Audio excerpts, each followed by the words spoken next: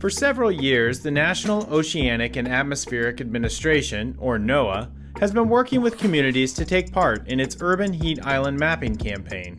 Urban heat islands are the phenomenon where the built environment, including roads, buildings, and especially parking lots, absorb and re-radiate heat throughout the day, making those areas much hotter than the surrounding community. So that can negatively impact the health and safety of people, especially the young, elderly, and those with respiratory and other health conditions.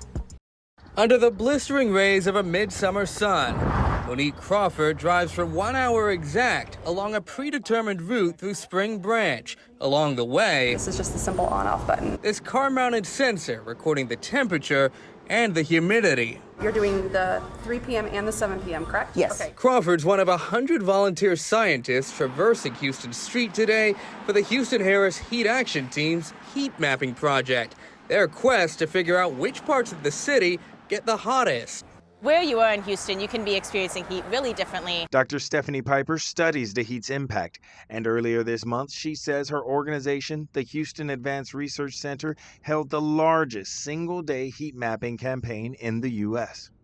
And so what we do is, over the course of one day, we have community scientists, volunteers, drive their cars along predetermined routes throughout Houston with a sensor mounted in their passenger side window, and that measures the heat and humidity every second as they drive. So we measure in the morning, in the afternoon, in the evening, so we get kind of the baseline temperature when it's at hopefully the coolest, as it gets really hot, and then we see kind of what that last effect looks like at the end of the heat day. And what that does is it tells us, you know, how hot it is in these neighborhoods, which neighborhoods have the highest heat, and which ones aren't getting relief in the morning or the evening with some of that cooling we expect. And that leads in perfectly with my next question. Yes, you have all these numbers, all these temperatures, but what do we do with that information? What are these numbers going to go to besides making cool maps? Yeah, so the map is number one. It just helps us see where the heat is, which is really helpful. But we're actually taking this a step further this year with this campaign, and it's leading directly to trees being planted. But tree planting helps to shade the area, cool it down, as well as release water into the atmosphere and cool the system down. And so with the